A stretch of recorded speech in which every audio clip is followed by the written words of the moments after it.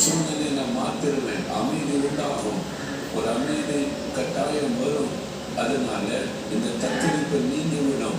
ஒரு அமைதி உனக்கு உண்டாக்கி கொடுக்கிறார். இதுக்காகத்தான் அவர் சிலுவைக்கு போனார். இந்த தத்தளிப்பின் பாத்திரத்தை நம்ம விட்டு அப்புறப்படுத்துவதற்கு அவர் சிலுவையில எவ்வளவு கஷ்டப்பட்டார்கள். அவருடைய மனது எவ்வளவு தத்தளித்திருக்கும்.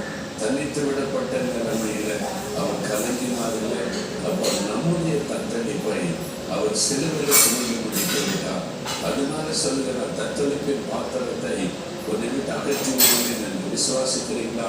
சொல்லுங்க, ஆண்டவரே இந்த வாக்கு தத்துவத்திற்காக ஸ்தோத்திரம். என் உள்ள தத்தளித்துக் கொண்டே இருக்குது. என் வாழ்க்கை தத்தளித்துக் கொண்டே இருக்குது.